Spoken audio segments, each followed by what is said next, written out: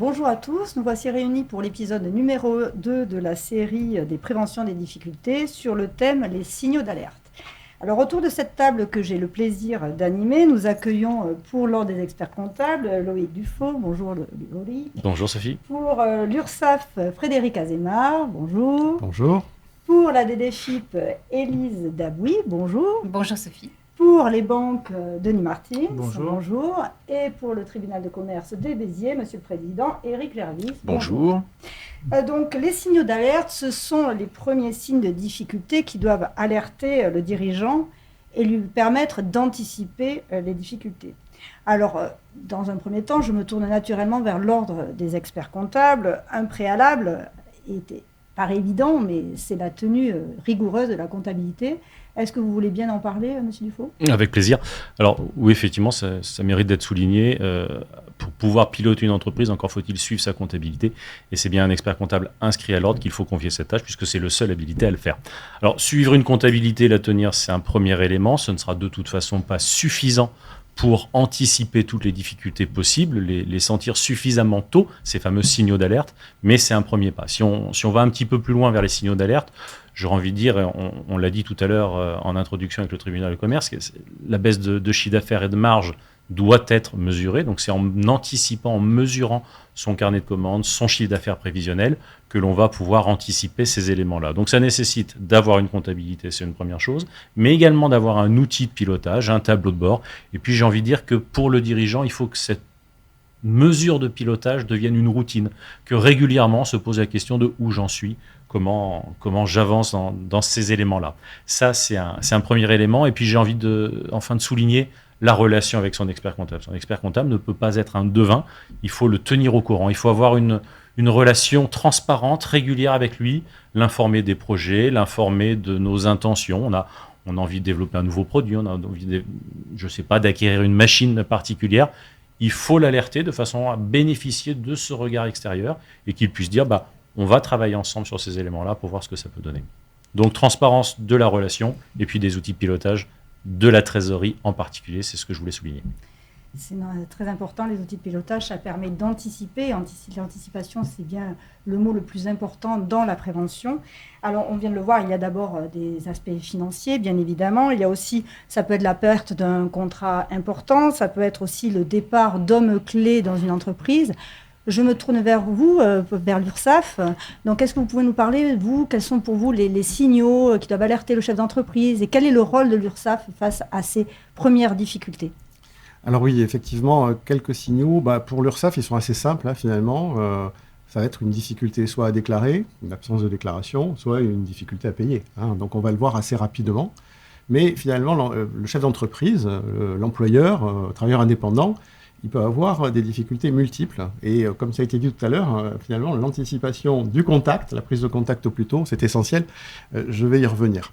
Moi, j'ai identifié, trois difficultés. Les difficultés, je dirais, d'ordre juridique, que peut rencontrer un employeur, un travailleur indépendant. Les difficultés aussi d'interprétation des réponses qu'on lui donne. Et malheureusement, on l'a évoqué, les problèmes de trésorerie. Alors, premièrement, quelle que soit la situation, l'URSSAF peut apporter des éléments de réponse et accompagner l'employeur, le chef d'entreprise. Alors, s'il s'agit d'une question juridique complexe, j'ai envie d'envoyer un message, c'est interrogez-nous. Interrogez-nous, n'hésitez pas. On peut interroger l'URSSAF. Exactement. Pourquoi ? Parce qu'on répond à des questions complexes, on répond à des rescrits. Et ces réponses nous engagent. Donc ça sécurise derrière l'employeur, le dirigeant. À titre d'exemple, en 2024, c'est 444 questions complexes qui ont été répondues et 32 rescrits. Sur le territoire de l'Hérault. Sur le territoire de l'Hérault, et c'est en augmentation chaque année.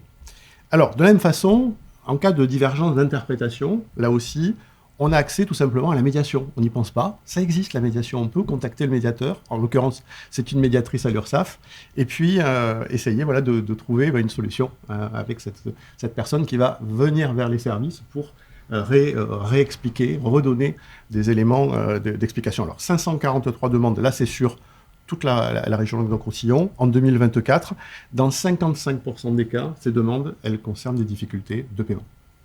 Et enfin, je le disais au début, c'est les problèmes de trésorerie, puisque On le voit déjà au niveau de la médiation. Alors là, j'ai envie tout de suite de dire, j'invite vraiment le dirigeant là à tout de suite ne pas oublier de faire ses déclarations. Les déclarations, c'est important parce qu'une absence de déclaration, derrière, c'est des pénalités, ça va être des taxations d'office et ça va être éventuellement même une radiation. Donc, premier élément, c'est ça, en termes de prévention. Et l'employeur, lui, je vais l'inviter à payer les parts salariales. Oui, de toute façon, on ne pourra pas déposer, on le verra plus tard dans le cas des procédures, on ne pourra pas déposer de demande d'ouverture d'une procédure sans avoir payé les parts salariales. Voilà. Et ça bloque pour nous aussi les demandes de délai. Et puis pour le travailleur indépendant, il y a une solution aussi qui est sous-estimée, sous-utilisée, c'est la réestimation de son chiffre d'affaires de façon à moduler ses cotisations. Et ça permet de éventuellement rétablir la situation. Deuxièmement, je dirais, prendre contact avec nous, c'est essentiel. Alors, la façon de prendre le contact avec nous, le mieux, c'est à travers son compte en ligne. Parce qu'à travers son compte en ligne, on peut préciser vraiment sa demande et on va avoir le bon interlocuteur derrière pour vous aider. Alors, l'idée aussi, c'est de faire un point ensemble sur la situation, d'éventuellement orienter vers des partenaires, vers ceux qui vont pouvoir être les meilleurs interlocuteurs, finalement, pour répondre à la difficulté du chef d'entreprise. Et dans le département de l'Hérault, par exemple, pour pouvoir illustrer en fait ce que nous faisons, en 2024, nous avons accordé 10 840 délais pour 84,3 millions d'euros. Les chiffres sont importants. Enfin, quand on est travailleur indépendant, on peut aussi bénéficier d'aides que déploie l'URSSAF. Alors cette aide, elle peut le faire à travers un dispositif qui s'appelle HELP, qui permet en fait de mettre en contact les organismes de sécurité sociale pour éventuellement attribuer les prestations que la personne n'a pas demandées, forme de non-recours, d'accès à un non-recours finalement. Et puis, à travers le comité de la protection sociale des travailleurs indépendants, le CPSTI, il y a des aides sociales aussi qui sont attribuées. Et pour vous donner aussi, là aussi quelques chiffres qui illustrent ces aides, c'est 1045 aides en 2024 pour 3 millions d'euros qui ont été distribués. En résumé, je dirais en cas de difficulté, il ne faut pas hésiter à nous contacter. C'est l'anticipation, je vous remercie, c'est l'anticipation, trouver les signaux, savoir les anticiper. Je me tourne maintenant vers la DDFiP. Alors la DDFiP, on peut également vous contacter, comme on vient d'expliquer à l'URSSAF. Vous, quels sont les signaux d'alerte ? Alors, du point de vue de la DDFiP, les signaux qui doivent vous alerter, c'est le moment où vous ne déclarez pas l'impôt que vous devez. C'est le moment où vous ne pouvez pas le payer. Alors, ce n'est pas rare. Je voudrais d'abord dédramatiser. Ça arrive. C'est l'objectif aujourd'hui de ces épisodes, en effet. Mais je voudrais dire aussi qu'il ne faut pas l'ignorer. Et on constate que parfois, les chefs d'entreprise sont réticents à nous joindre. Ils essayent d'attendre un peu, de voir si les choses vont s'arranger avec le temps. Ce n'est pas le cas. Il faut vraiment tout de suite, le bon réflexe à avoir, il faut tout de suite nous contacter. Alors, l'interlocuteur du quotidien privilégié, c'est le service des impôts des entreprises, auquel chaque chef d'entreprise a accès à travers sa messagerie sécurisée. Et donc, il faut le contacter. Concrètement, le service d'impôt des entreprises, la personne qui est derrière, va pouvoir regarder les choses, accorder des délais de déclaration, des plans d'étalement des paiements. Et ça permet de donner du souffle. Alors, là encore, j'y insiste, on a plus de 1000 entreprises qui, l'année dernière, dans l'Hérault, ont bénéficié d'un accompagnement de cet ordre. Donc vraiment, il ne faut pas se censurer, il faut nous contacter le plus rapidement possible. Et le message peut-être sur lequel je voudrais insister, c'est que même si le chef d'entreprise ne peut pas payer l'impôt, il faut vraiment qu'il procède aux déclarations. Ça le protège à la fois des majorations et aussi ça va lui permettre de rester éligible à des aides que nous pourrons lui offrir, mais nous en parlerons plus tard. C'est le même discours que j'entends bien, l'URSSAF et la DDFiP, je vous remercie.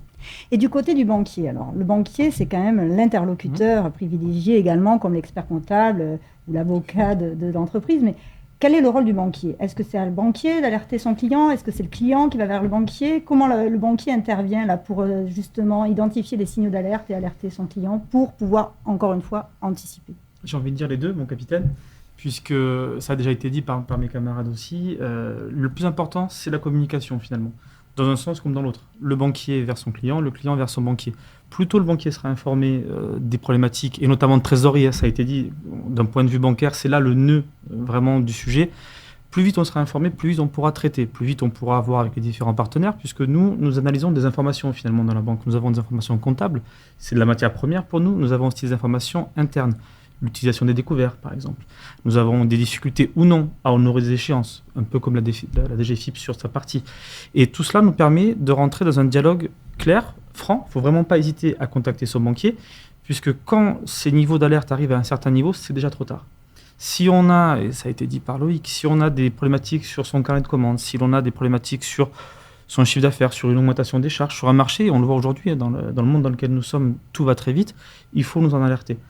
Plus tôt on prendra en amont, plus tôt on aura l'information en amont, plus tôt on pourra travailler sur des échéances de crédit, plus tôt on pourra mettre en place des solutions. La communauté bancaire a une palette de solutions très très large pour pallier à des difficultés de trésorerie, et on pourra ainsi éviter d'arriver dans des situations d'impayés qui sont ensuite beaucoup plus difficiles à gérer. Les banquiers aussi surveillent, bien entendu, la montée du risque de façon globale chez nos clients, et on est aussi en capacité d'alerter nos clients sur des changements d'habitude. Je parlais tout à l'heure des découvertes, quand ils sont de plus en plus utilisés, on alerte nos clients, et un échange va finalement se mettre en place. Et c'est ce qui est le plus important, ça a été rappelé, il n'y a pas de honte à être en difficulté. Toutes les entreprises y sont passées à un moment ou à un autre de leur histoire. On est habitué, les banques sont habituées, les différentes parties prenantes sont habituées. C'est de la communication finalement qui est clé dans cette histoire.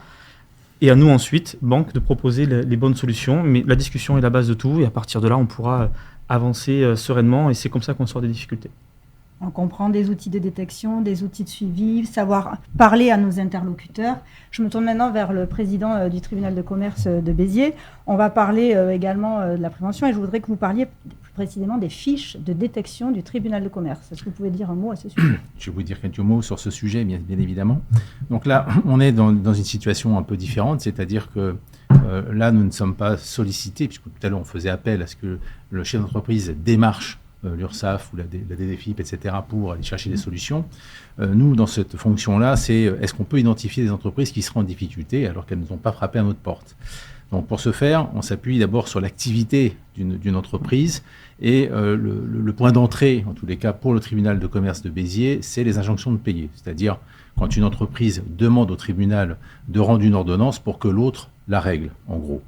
Et donc, ça veut dire qu'il y a une activité, et ça veut dire qu'il y a une première difficulté qui est matérialisée. Et donc, à partir du moment où on a une injonction de payer, systématiquement, je fais établir une fiche de détection qui est issue du greffe du tribunal de commerce. Cette fiche de détection intègre un certain nombre d'éléments. Donc, déjà, le nombre d'injonctions de payer qu'il peut y avoir sur une année ou sur les années antérieures. On ne parle pas d'une seule injonction de payer aussi. On parle déjà d'une fiche qui fait un état des lieux sur l'ensemble des injonctions de payer, sur le dépôt des comptes, sur les comptes sociaux, si les résultats sont positifs, négatifs, s'il y a des fonds propres, négatifs, s'ils ont diminué d'une année sur l'autre.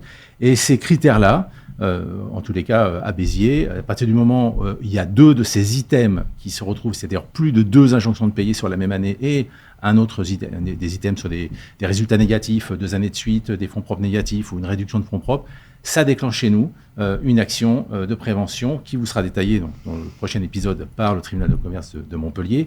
Mais en tous les cas, c'est une démarche proactive du tribunal pour aller essayer de détecter des entreprises qui seraient en difficulté, qui n'auraient pas osé taper à notre porte. Et donc, c'est vraiment une invitation, là aussi, à la discussion. Alors, c'est nous qui sommes à l'initiative, mais elle n'est pas du tout dans une démarche de sanction ou de quoi que ce soit, bien au contraire. Elle est bienveillante. Voilà, la bienveillance, ce n'est pas dans une idée de sanction, c'est une idée de prévention. Donc, on l'a compris, il faut avoir des signaux d'alerte, savoir les identifier, savoir les reconnaître et anticiper. Merci. Je vous remercie pour cette table ronde. Merci. Merci beaucoup. Merci à vous.